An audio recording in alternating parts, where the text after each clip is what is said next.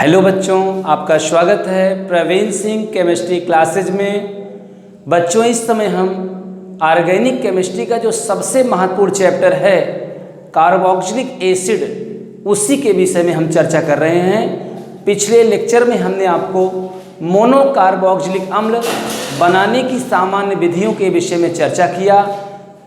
आज आपके सामने हम मोनोकार्बोक्सिलिक अम्ल के भौतिक गुणधर्म को लेकर के उपस्थित हुए हैं। शुरू किया जाए। सभी बच्चे तैयार हैं? सबसे पहले कॉपी और पेन को ले लीजिए। जो भी रिएक्शन, जो भी टॉपिक हम बेटा बताएं, उसको आप नोट करते रहिए। नोट करेंगे तो ज़बरदस्त कॉन्फिडेंस बढ़ेगा, आप बहुत ही बेहतर करेंगे। ठीक है, शुरू करें। तो हमारा जो आज का टॉपिक है फिजिकल प्रॉपर्टीज ऑफ मोनोकार्बोक्सिलिक अम्ल। मोनोकार्बोक्सिलिक अम्ल के सामान्य गुणधर्म में आज हम भौतिक गुणधर्म पढ़ेंगे। फिजिकल प्रॉपर्टीज ऑफ मोनोकार्बोक्सिलिक अम्ल, मोनोकार्बोक्सिलिक अम्ल के भौतिक गुणधर्म की हम चर्चा करेंगे। तो इसमें जो पहला टॉपिक है बेटा, नेचर की बात करते हैं कि मोनोकार्बोक्सिलिक अम्ल जो होता है उसका क्या नेचर होता है, उसकी प्रकृति क्या है, उसी के विषय में हमको चर्चा करना है। ध्यान दीजिए, ऐसा कार्बोक्सिलिक अम्ल बेटा जिसमें कार्बन 1 से कार्बन 9 तक हो, माने एक कार्बन का मोनोकार्बोक्सिलिक अम्ल से लेकर के 9 कार्बन के जो मोनोकार्बोक्सिलिक अम्ल होते हैं रंगहीन द्रव अवस्था में पाए जाते हैं। और बेटा आपको हम बता दें, मोनोकार्बोक्सिलिक अम्ल में जैसे आपका फार्मिक अम्ल हुआ, एस्टिक अम्ल हुआ, और जो प्रोपेनोइक अम्ल है, इनकी जो स्मेल होती है, द्रव अवस्था में तो होंगे, इनकी जो स्मेल होती है बेटा बड़ी तीक्ष्ण होती है।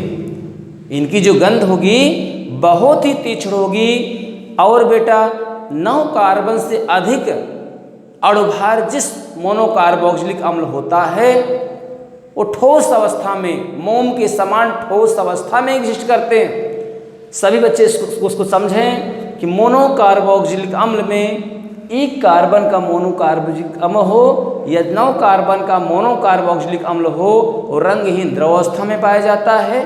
और ये जो 3 अम्ल हैं, फार्मिक अम्ल, एस्टिक अम्ल और प्रोपेनोइक अम्ल, ये तीनों बेटा जो होते हैं इनकी स्मेल तीक्ष्ण होती है।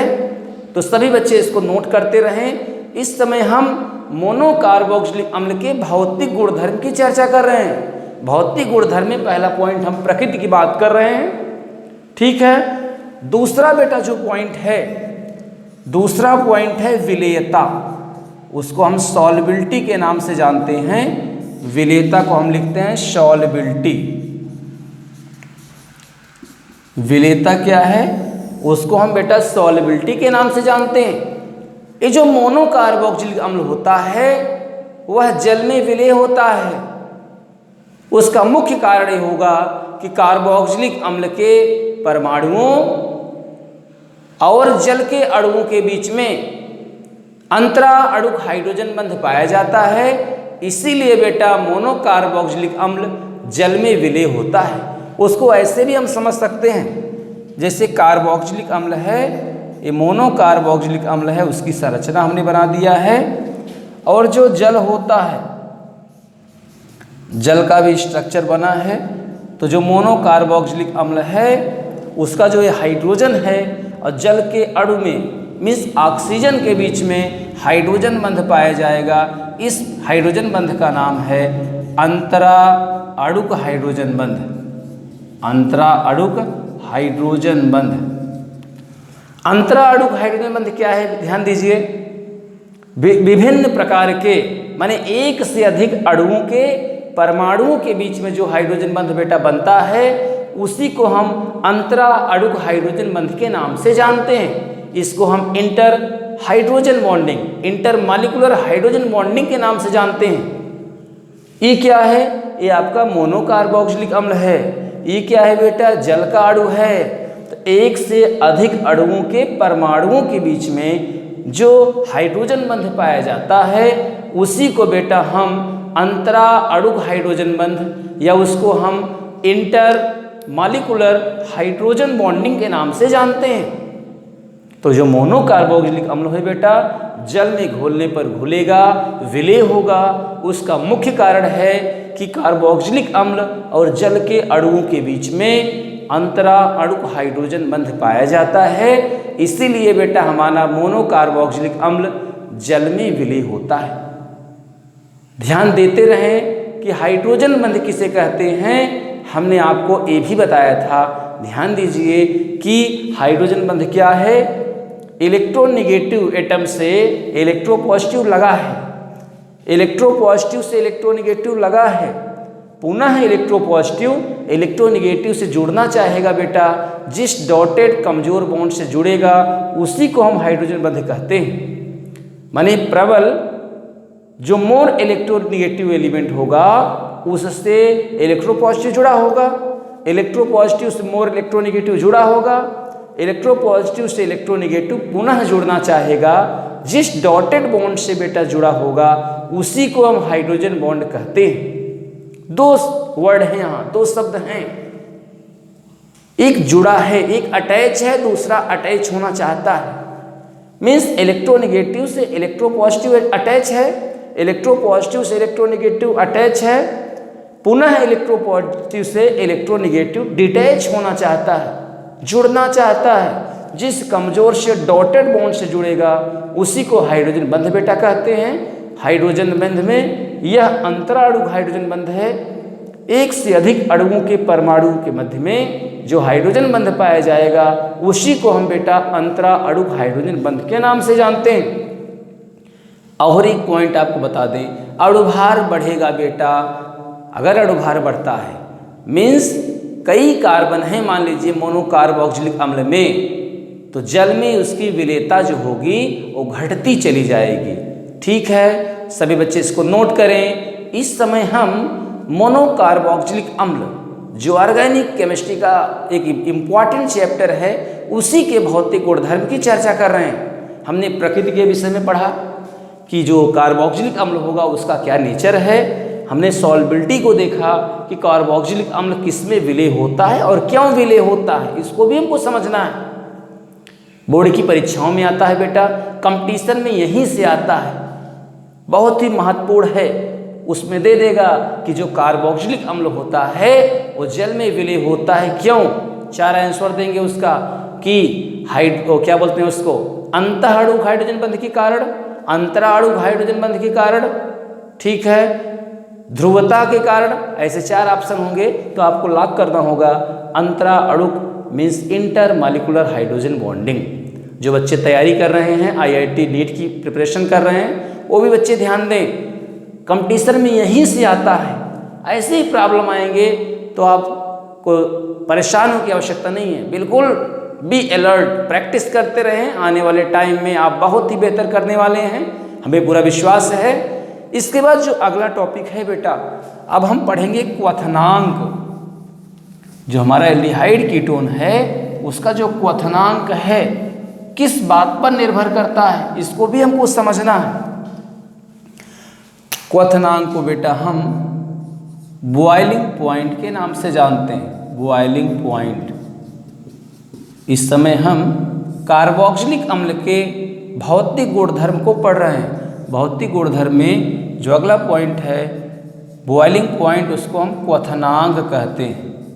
सभी बच्चे तैयार रहें, ध्यान देते रहें। जो भी टॉपिक हम पढ़ाएं उसको नोट करिए तो बहुत ही बेहतर होगा, आपका कॉन्फिडेंस भी बढ़ेगा। ठीक है, ध्यान दें। जो मोनोकार्बोक्सिलिक अम्ल होता है उसका क्वथनांक संगत कार्बनिक यौगिकों की तुलना में अधिक होता है।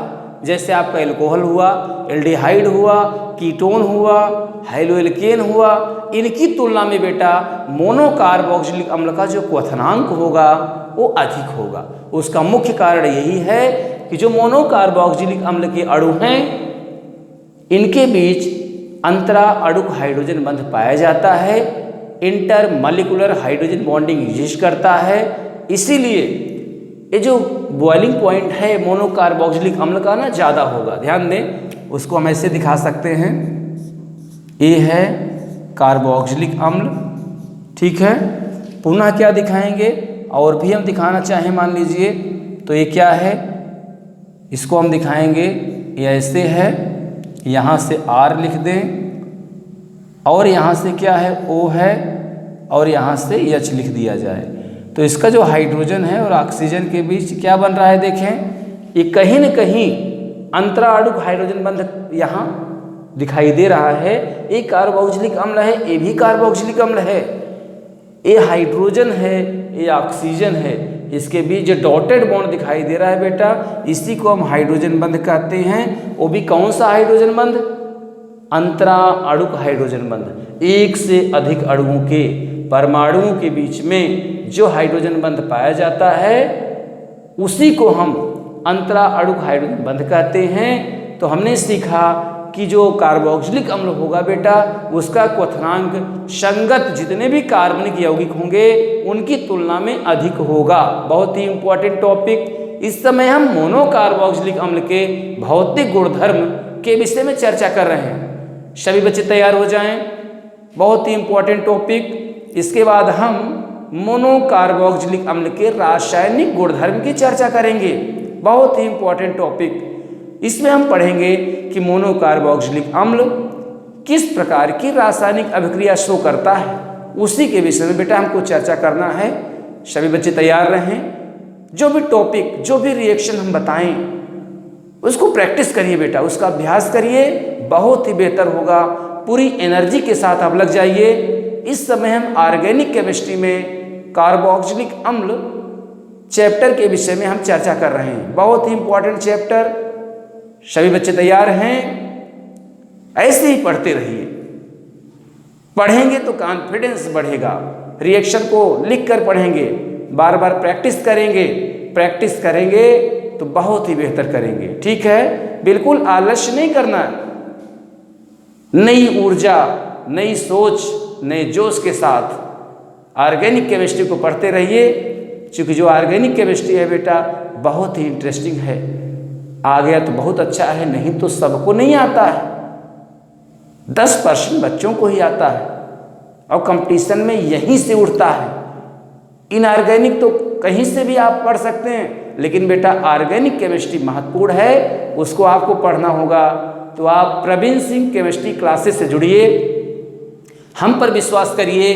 पूरी ऑर्गेनिक केमिस्ट्री को हम सरलतम वे में आप तक पहुंचाएंगे और हमें विश्वास है यदि आप पढ़ रहे हैं तो संतुष्ट भी होंगे। आने वाले टाइम में हम और बेहतर आपको देंगे, पूरा हमारा प्रयास है। आप लगे रहिए, ऐसे ही वीडियो को देखते रहिए, जिससे हमारा मनोबल बढ़े और अच्छा देने का हम प्रयास करें। ठीक है, अब हम पढ़ेंगे केमिकल प्रॉपर्टीज ऑफ मोनोकार्बोक्सिलिक अम्ल। मोनोकार्बोक्सिलिक अम्ल के रासायनिक गुणधर्म के विषय में हम चर्चा करेंगे। हमारा जो टॉपिक है केमिकल प्रॉपर्टीज ऑफ मोनोकार्बोक्सिलिक अम्ल, chemical properties of mono carboxylic acid. सभी बच्चे ध्यान दें, मोनोकार्बोक्सिलिक अम्ल का जो रासायनिक गुणधर्म है उसको एक्सप्लेन करने के लिए आपको बता दें, उसको कई वर्गों में बांटा गया है। मोनोकार्बोक्सिलिक अम्ल का रासायनिक गुणधर्म हमको पढ़ना है, इसका जो रिएक्शन है ना उसको निम्नलिखित वर्गों में विभाजित किया गया है। क्यों विभाजित किया गया उसका कारण आपको बता दें। जैसे यहाँ कार्बोक्सिलिक अम्ल दिया है, क्या दिया है, कार्बोक्सिलिक अम्ल है, मोनोकार्बोक्सिलिक अम्ल है। इसमें क्या क्या है समझें आप, ध्यान दें। RCOOH, ये जो मोनोकार्बोक्सिलिक अम्ल है ना, इसमें हाइड्रॉक्सिल है, OH लगा है मीन्स हाइड्रॉक्सिल समूह है, CO है मीन्स कीटोन भी है, COOH है माने कार्बोक्सिलिक एसिड है, और बेटा R लगा है माने एल्किल लगा है।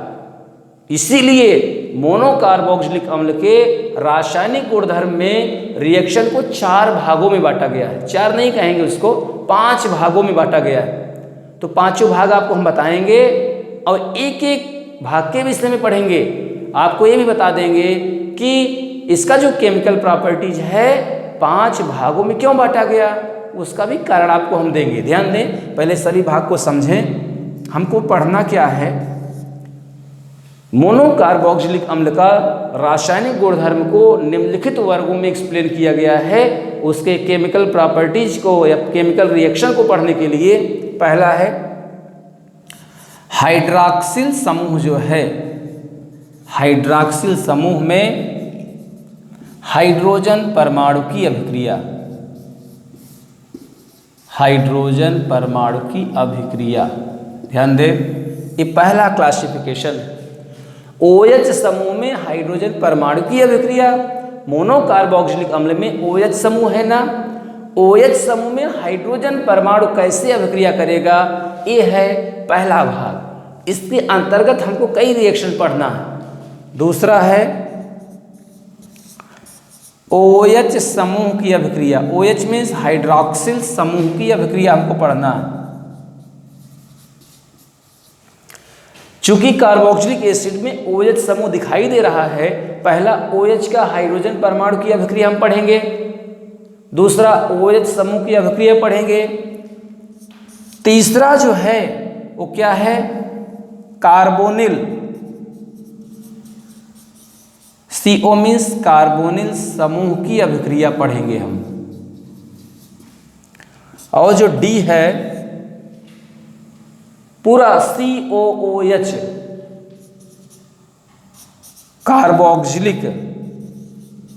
कार्बोक्सिलिक ग्रुप की अभिक्रिया पढ़ेंगे। और बेटा जो E है पांचवा है, R बच रहा है एल्किल समूह की अभिक्रिया पढ़ेंगे। सभी बच्चे ध्यान दें, बहुत ही इंपॉर्टेंट टॉपिक। और आपको हमें बता दें, कार्बोक्सिलिक अम्ल की रासायनिक गुणधर्म को पढ़ने के लिए रासायनिक अभिक्रियाओं को 5 भागों में बांटा गया है। चूंकि कार्बोक्सिलिक अम्ल में ना हाइड्रॉक्सिल का हाइड्रोजन भी है, हाइड्रॉक्सिल भी है, कार्बोनिल भी है, कार्बोक्सिलिक भी है और एल्किल भी है। मोनोकार्बोक्सिलिक अम्ल में इतने क्रियात्मक समूह दिए हैं, तो हमको एक एक रिएक्शन पढ़ना है। हमको पढ़ना है OH समूह में हाइड्रोजन परमाणु की अभिक्रिया हम पढ़ेंगे, इसके विषय में चर्चा करेंगे आपके सामने। फिर OH समूह की अभिक्रिया भी देखेंगे, कार्बोनिल समूह की अभिक्रिया पढ़ना है, कार्बोक्सिलिक ग्रुप की अभिक्रिया पढ़ेंगे, एल्किल समूह की अभिक्रिया के विषय में भी चर्चा करेंगे। तो जो मोनोकार्बोक्सिलिक अम्ल है ना, उसके रिएक्शन को एक्सप्लेन करने के लिए उसे कई भागों में बांटा गया है, तो एक एक भाग का अध्ययन करना है। तो बिल्कुल घबराने की आवश्यकता नहीं है। और आपको बता दें कि जो मोनोकार्बोक्सिलिक अम्ल है एल्कोहल की अभिक्रिया शो करेगा। भाई एल्कोहल में हाइड्रोजन परमाणु, हाइड्रॉक्सिल समूह में H परमाणु की अभिक्रिया, हाइड्रॉक्सिल में से एल्कोहल की अभिक्रिया शो करेगा, कार्बोनिल का रिएक्शन शो करेगा, कार्बोक्सिलिक का भी करेगा, एल्किल का भी करेगा। इसलिए बेटा ये बहुत ही महत्वपूर्ण है। जिन्होंने एल्कोहल चैप्टर पढ़ा है वो समझेंगे रिएक्शन। एल्डिहाइड कीटोन हमने बताया है, वहाँ का रिएक्शन शो करेगा ये, तो बहुत ही महत्वपूर्ण है, बिल्कुल मिस नहीं करना है। सभी बच्चे अलर्ट रहें, सभी बच्चे इसको नोट करें, इसका स्क्रीनशॉट बेटा लीजिए। कोई प्रॉब्लम हो तो कमेंट करिए, कमेंट करेंगे तो हमारा कॉन्फिडेंस बढ़ेगा, हम और बेहतर आपको देंगे। ठीक है, सभी बच्चे इसको नोट करें, बहुत ही इंपॉर्टेंट टॉपिक।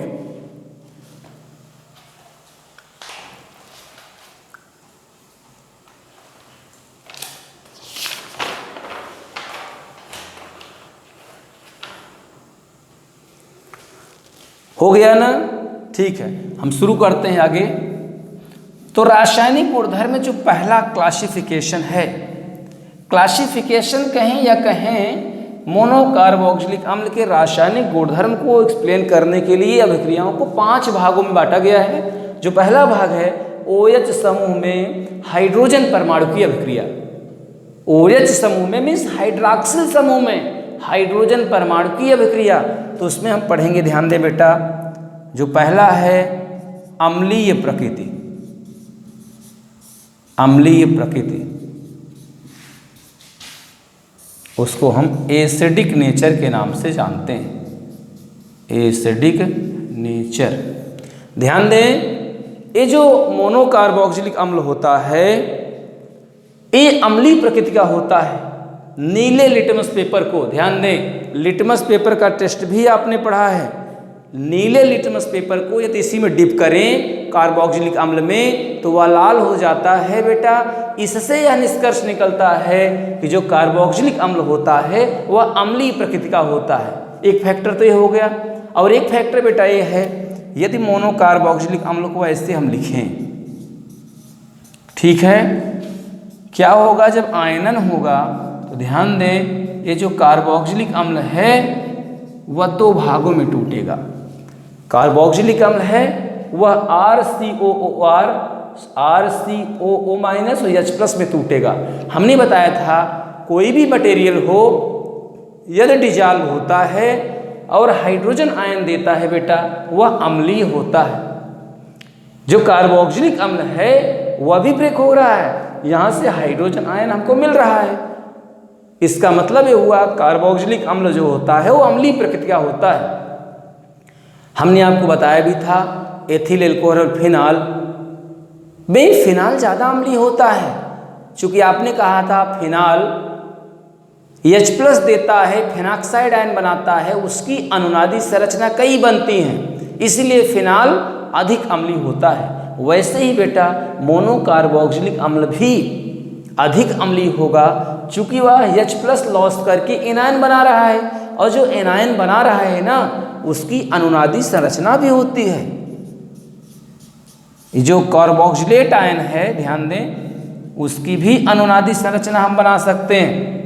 क्या करेंगे ध्यान दें, ये जरा देखिए आप, दोनों का मॉलिक्यूलर फार्मूला सेम है लेकिन दोनों में अंतर है बेटा। ये दोनों रिजोनेटिंग स्ट्रक्चर अनुनादी संरचना शो करते हैं। इससे यह क्लियर होता है कि जो कार्बोक्सिलिक अम्ल होता है वो अधिक अम्लीय होता है। अम्लीय तो होगा ही चूंकि वह H+, कोई भी मटेरियल जल में घुल करके H+ आयन देता है वह अम्लीय होता है। ध्यान दें H+ देगा अम्लीय होगा, अधिक अम्लीय है कब, जब वह कई रिजोनेटिंग स्ट्रक्चर शो करे तो हम कहेंगे कार्बोक्सिलिक अम्ल जो होता है अधिक अम्लीय होता है। इसको भी सभी बच्चे नोट करें, बहुत ही महत्वपूर्ण टॉपिक आप पढ़ रहे हैं इस समय। Chemical properties of monocarboxylic acid, उसी के विषय में हम चर्चा कर रहे हैं, ठीक है, इसको नोट कर लीजिए। एक हम महत्वपूर्ण पॉइंट आपको बताते हैं, ध्यान दीजिए, बहुत ही महत्वपूर्ण पॉइंट है। वो पॉइंट है क्या, उसी के विषय में हमको चर्चा करना है। तो इस समय हम मोनोकार्बोक्सिलिक एसिड के रासायनिक गुणधर्म की हम चर्चा कर रहे हैं। ये जो हम बता रहे हैं टॉपिक, ये IIT और नीट के जो बच्चे हैं जो तैयारी कर रहे हैं और इंटर के भी बच्चे, क्लास 12 के बच्चे, ध्यान दें, जो क्वेश्चन हम बताने जा रहे हैं बहुत ही इंपॉर्टेंट, ऑब्जेक्टिव परीक्षा में आएगा इस बार, कंपटीशन में तो आना ही है।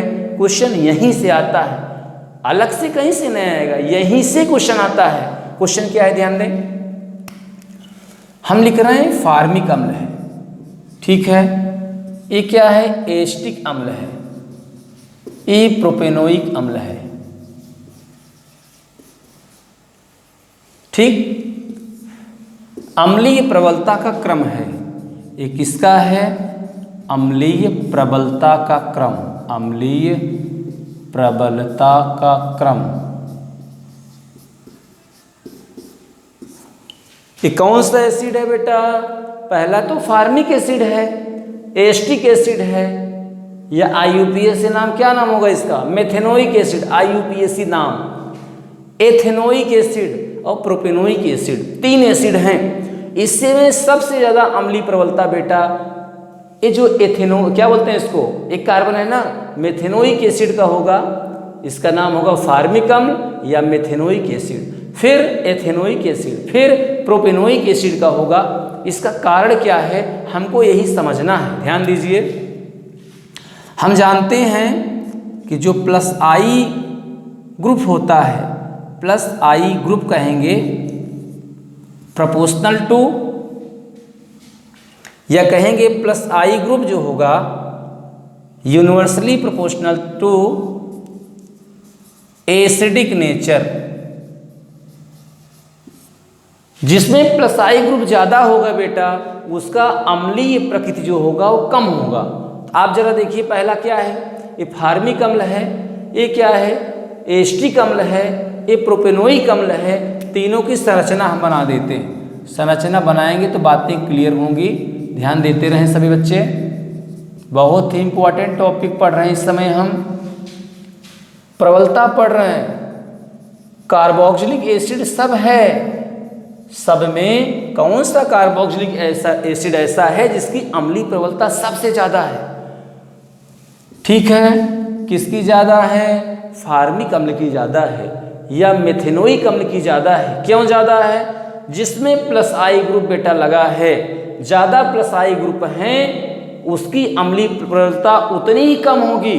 तो इसमें कितने प्लस आई ग्रुप हैं? प्लस आई ग्रुप क्या होता है ध्यान दें, प्लस आई इफेक्ट या प्लस आई ग्रुप का काम क्या है ध्यान दीजिए। प्लस आई इफेक्ट या प्लस आई ग्रुप किसी भी कार्बोकेटायन में या हेलोएल्केन में सिग्मा इलेक्ट्रॉनों का विस्थापन कार्बन की तरफ होना, the donation of sigma electron toward the carbon. ये जो CH3 है ना वो इलेक्ट्रॉन पेयर डोनेट कर रहा है, दे रहा है कार्बन को, एक CH3 दे रहा है, माने जो CH3 होता है ना वो प्लस आई ग्रुप होता है। ये भी, ये दोनों कार्बन क्या कर रहे हैं, इस कार्बन को इलेक्ट्रॉन पेयर डोनेट कर रहे हैं, यह भी प्लस आई ग्रुप ही है। और यहाँ कोई प्लस आई ग्रुप नहीं है बेटा। हाइड्रोजन की साइज और CH3 की साइज और C2H5 की साइज में अंतर दिखाई दे रहा है। ये भी इलेक्ट्रॉन पेयर डोनेट कर रहा है, ये भी कर रहा है, हाइड्रोजन भी कर रहा है, लेकिन बेटा दो कार्बन के एल्किल, एक कार्बन के एल्किल और हाइड्रोजन की साइज में अंतर है। ये ज़्यादा इलेक्ट्रॉन पेयर डोनेट कर रहा है, ये कर रहा है, ये बहुत ना के बराबर कर रहा है। वह अम्ल ज़्यादा प्रबल होगा जो कम इलेक्ट्रॉन पेयर डोनेट करे, क्योंकि अम्ल वह होगा जो जल्दी से H+ दे, अपना क्या करे H+ दे दे और एनायन बन ले। जैसे ही यहाँ से H निकलेगा H+ के रूप में, इस कार्बन पर माइनस आएगा और यहाँ हाइड्रोजन इलेक्ट्रॉन पेयर दे रहा है तो यहाँ आसानी से H+ निकल सकता है। यहाँ जब H+ निकलना चाहेगा, इस कार्बन से एक CH3 लगा होगा तो कहीं ना कहीं CH3 रोकेगा, CH3 का प्रभाव इस ऑक्सीजन पर भी पड़ेगा, हाइड्रोजन यहाँ आसानी से नहीं निकल पाएगा। और यहाँ दो कार्बन का एल्किल है, यहाँ भी हाइड्रोजन निकलेगा, उतने आसानी से नहीं निकलेगा जितने आसानी से यहाँ से हाइड्रोजन निकलेगा। अम्लीय प्रबलता का सीक्वेंस दे रहा बेटा कि जहाँ से हाइड्रोजन आसानी से निकले और H+ के रूप में निकले वही अधिक अम्लीय होगा। तो जिसमें प्लस आई ग्रुप बेटा नहीं लगा है उसकी अम्लीय प्रबलता ज़्यादा होगी। यहाँ कोई प्लस आई ग्रुप नहीं है, यहाँ प्लस आई ग्रुप है, यहाँ भी प्लस आई ग्रुप है। Means plus I group universally proportional to acidic nature. जिस यौगिक में प्लस आई ग्रुप बेटा नहीं होगा, कम होगा, उसकी अम्लीय प्रबलता अधिक होगी। इससे यह निष्कर्ष निकलता है कि फार्मिक अम्ल की जो क्या बोलते हैं इसको अम्लीय प्रबलता ज़्यादा होगी इन दोनों की तुलना में। इसको सभी बच्चे नोट करें, बहुत ही इंपॉर्टेंट। और प्लस आई ग्रुप जो होता है वह एल्किल ग्रुप के प्रोपोर्शनलिटी पे होगा। एल्किल ग्रुप ज़्यादा होंगे, अम्लीय प्रबलता कम होगी। ठीक है, यहाँ एल्किल देखिए है, यहाँ भी एल्किल है, यहाँ एल्किल नहीं है, इसीलिए अम्लीय प्रबलता इसकी ज़्यादा है। सभी बच्चे नोट करें, वेरी इंपॉर्टेंट टॉपिक, अम्लीय प्रबलता। अम्लीय प्रबलता किसकी ज़्यादा होगी? फार्मिक अम्ल की ज़्यादा होगी। क्यों होगी? जिसमें प्लस आई ग्रुप ज़्यादा होंगे उसकी अम्लीय प्रबलता उतनी ही कम होगी, क्योंकि हाइड्रोजन वहाँ आसानी से निकल नहीं पाएगा। और हाइड्रोजन जितना आसानी से निकले और एनायन भी बनाए वह उतना ही अम्लीय होता है। Very important topic, we discuss acidic nature, acidic strength of mono carboxylic acid. You can do it, आप कर सकते हैं बेटा, बहुत ही बेहतर कर सकते हैं। उसके लिए करना क्या होगा? प्रैक्टिस करना होगा, रिएक्शन को बार बार लिखना होगा। एक दिन वह आएगा जब आप सफल होंगे और लोग कहेंगे कि आपने वास्तव में पढ़ाई किया। जब सफल हो जाएंगे आप तो सब लोग आपकी प्रशंसा करेंगे। हम यही चाहते हैं कि आप सफल हों, आने वाला टाइम आपका अच्छा हो। करना क्या है? प्रैक्टिस करना है। ठीक है। और जो भी वीडियो हम बना रहे हैं बेटा उसको आप देखिए, बार बार देखिए, और जो आपके साथी हैं जो हमारा वीडियो नहीं देख पा रहे हैं उनको भी शेयर करिए। हम चाहते हैं अधिक से अधिक बच्चे जुड़ें, हमारे वीडियो को देखें और कहीं न कहीं उनको लाभ प्राप्त होगा, हमें पूरा विश्वास है। ठीक है, अब हम करेंगे क्या, अम्लीय प्रकृति तो बता दिया हमने। अब हम जो पढ़ रहे हैं इस समय रासायनिक गुणधर्म में हाइड्रॉक्सिल समूह के हाइड्रोजन परमाणु की अभिक्रिया में हमने अम्लीय प्रकृति पढ़ा। अब हम पढ़ेंगे रिएक्शन की बात करते हैं, इसके बाद बेटा हम पढ़ेंगे क्षार से अभिक्रिया कि हमारा जो कार्बोक्सिलिक अम्ल होता है वह क्षार से बेटा रिएक्शन करेगा तो क्या बनेगा, उसी के विषय में हमको चर्चा करना है। सभी बच्चे तैयार रहें, ध्यान दें, बिल्कुल घबराने की आवश्यकता नहीं है। एक एक रिएक्शन को लिख करके हम दिखाएंगे, कारण भी बताएंगे। और ऑर्गेनिक केमिस्ट्री में यदि आपको बेटा कारण पता चल गया तो आप बहुत ही बेहतर करेंगे, आपकी केमिस्ट्री बहुत ही अच्छी होगी। और केमिस्ट्री में 100% मार्क पाना है बेटा तो ऑर्गेनिक केमिस्ट्री तो पढ़ना ही पड़ेगा। आने वाले टाइम में इनऑर्गेनिक केमिस्ट्री का भी वीडियो बनाएंगे हम कक्षा 11 के लिए बहुत ही जल्द। वैलेंसी जो संयोजकता चैप्टर है और केमिकल बॉन्डिंग पर हम वीडियो बना रहे हैं, बहुत ही जल्दी आप तक पहुंचाएंगे। यह जो टॉपिक होगा कक्षा 10, कक्षा 11 और कक्षा 12 के बच्चों के लिए है, क्योंकि जब तक हमको वैलेंसी और बंध किसे कहते हैं, बंध के प्रकार, Lewis bonding structure, VSEPR theory नहीं पता होगा बेटा तब तक दिक्कत है।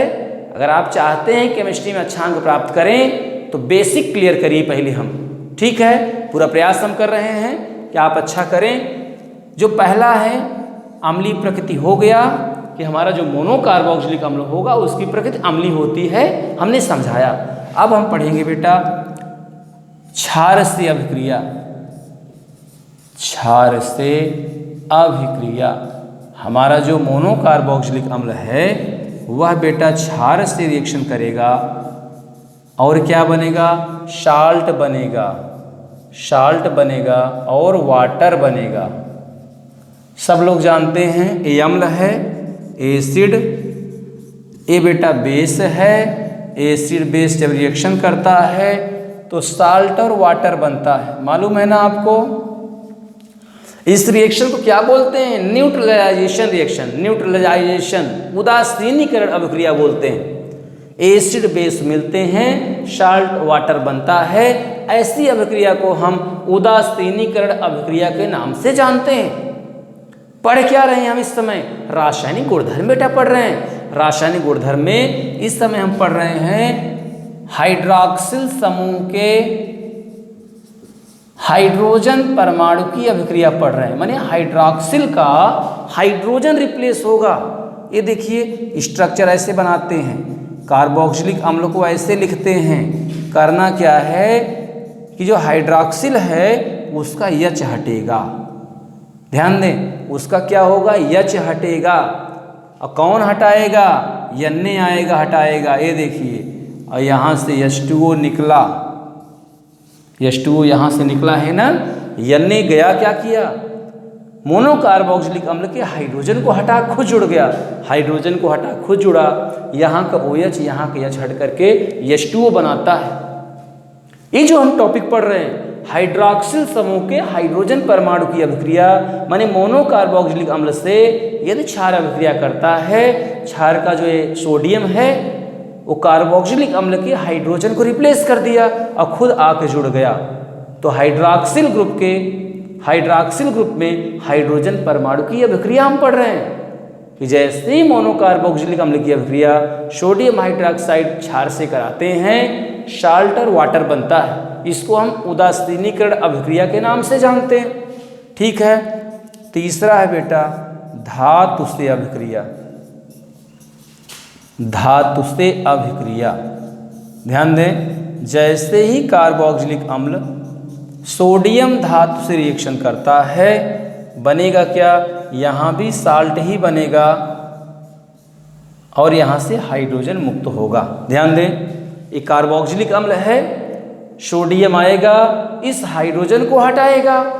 चूंकि हम पढ़ रहे हैं हाइड्रॉक्सिल समूह के हाइड्रोजन परमाणु की अभिक्रिया, माने कार्बोक्सिलिक अम्ल में OH का जो हाइड्रॉक्सिल है OH ना, इसका H हटेगा, सोडियम आके जुड़ेगा, साल्ट बनेगा, हाइड्रोजन वहाँ से रिलीज होगा। तो हमने पढ़ा कि मोनोकार्बोक्सिलिक अम्ल से यदि धातु रिएक्शन करता है तो लवण बनता है और हाइड्रोजन वहाँ से रिलीज होता है। तो ठीक है ना, 3 रिएक्शन हमने आपको बताया। पहला बताया बेटा अम्लीय प्रकृति, सभी बच्चे इसको नोट कर लें, बहुत ही महत्वपूर्ण है। अम्लीय प्रकृति, क्षार से रिएक्शन, धातु से अभिक्रिया, इतना हमने आपको बता दिया है। ठीक है, सभी बच्चे इसको नोट कर लें।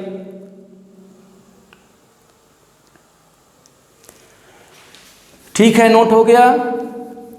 इसके बाद जो अगला पॉइंट है, चौथा रिएक्शन है ग्रिगनाल्ड अभिकर्मक से अभिक्रिया हम पढ़ेंगे। ग्रिगनाल्ड अभिकर्मक से रिएक्शन कौन करेगा? कार्बोक्सिलिक अम्ल करेगा। ध्यान दीजिए, ये है कार्बोक्सिलिक अम्ल। इस समय हम जो चौथा रिएक्शन है ग्रिगनाल्ड अभिकर्मक से अभिक्रिया पढ़ रहे हैं। हमारा जो मोनोकार्बोक्सिलिक अम्ल है वह ग्रिगनाल्ड अभिकर्मक से रिएक्शन करेगा बेटा। क्या बनेगा? ध्यान दें, एल्केन बनेगा, R-H प्लस RCOOMgX। इसका क्या नाम है? एल्केन बनेगा। एक बात तो क्लियर हुआ, ये क्या है? Monocarboxylic acid. मोनोकार्बोक्सिलिक एसिड, ये क्या है? ग्रिगनाल्ड रिएजेंट। ध्यान दीजिए, मोनोकार्बोक्सिलिक एसिड इसका नाम रखा गया। इसका मतलब बेटा ये हुआ यदि किसी कार्बोक्सिलिक एसिड में, यदि किसी भी अम्ल में एक कार्बोक्सिलिक समूह उपस्थित हो, एक COOH मीन्स कार्बोक्सिलिक समूह उपस्थित हो बेटा, उसी को मोनोकार्बोक्सिलिक अम्ल कहते हैं। यदि वह ग्रिगनाल्ड अभिकर्मक से रिएक्शन करता है तो बेटा एल्केन बनता है। ठीक है ना? इस समय हम कार्बोक्सिलिक अम्ल के रासायनिक गुणधर्म में हाइड्रॉक्सिल समूह में हाइड्रोजन परमाणु की अभिक्रिया पढ़ रहे हैं। मोनोकार्बोक्सिलिक अम्ल ग्रिगनाल्ड अभिकर्मक से रिएक्शन करके एल्केन बनाता है। सभी बच्चे इसको नोट करें, बहुत ही इंपॉर्टेंट रिएक्शन।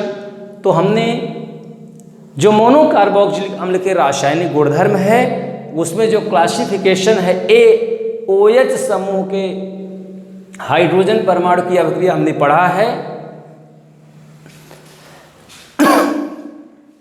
प्रोडक्ट जो होगा एल्केन बनेगा। इसको सभी बच्चे नोट कर लीजिए।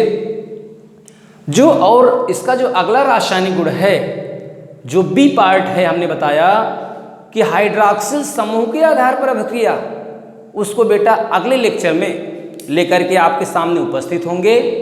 पूरा विश्वास है कि जो भी टॉपिक हम बता रहे हैं उसको अच्छे से आप समझ रहे हैं, सभी पॉइंट आपको आ भी रहा है। ठीक है, ऐसे ही लगे रहिए, वीडियो को देखते रहिए, रिएक्शन का अभ्यास करते रहिए। आने वाले दिनों में आप बहुत ही बेहतर करेंगे, आने वाली परीक्षाओं में अच्छा अंक प्राप्त करेंगे और ऑर्गेनिक रिएक्शन को ऐसा पढ़ेंगे कि हमेशा आपको याद रहेगा, भूलेगा नहीं। क्योंकि हम पूरी ईमानदारी से पूरा प्रयास करके आप तक अपनी बात पहुंचाने का प्रयास कर रहे हैं। ठीक है ना? सभी बच्चे समझ रहे हैं जो हम कहना चाहते हैं? समझिए, खूब अच्छा करिए। ईश्वर करें कि आप अच्छा करें, लेकिन उसके लिए प्रैक्टिस करना होगा। खूब प्रैक्टिस करिए, रिएक्शन को लिख करके पढ़िए। जो भी टॉपिक है, करना क्या है, जैसे हमने आपको बताया कि मोनोकार्बोक्सिलिक अम्ल का जो भौतिक गुण है, तो उसमें आपको प्रकृति, क्वथनांक और विलेयता, ये जो हेडिंग है ना, इसको पता होना चाहिए। और विलेयता किसे कहते हैं, क्वथनांक क्या है, प्रकृति क्या है, ये भी आपको जानकारी होनी चाहिए। जो रासायनिक गुणधर्म हमने पढ़ा तो आपको भी पता हो कि कार्बोक्सिलिक अम्ल में कौन कौन से क्रियात्मक समूह हैं उसको आप पहचानिए और हेडिंग पकड़िए। हेडिंग अगर पकड़ में बेटा आ गया रिएक्शन तो बना लेंगे। रिएक्शन का अभ्यास करते रहें, आने वाले टाइम में आप बहुत ही बेहतर करेंगे। आज के लिए बेटा बस इतना ही, यही कहेंगे, प्रैक्टिस करते रहिए, पूरे ऑर्गेनिक केमिस्ट्री को क्लियर करिए। पूरा विश्वास है आप क्लियर करेंगे एक दिन। आज के लिए बस इतना ही बेटा, थैंक्स।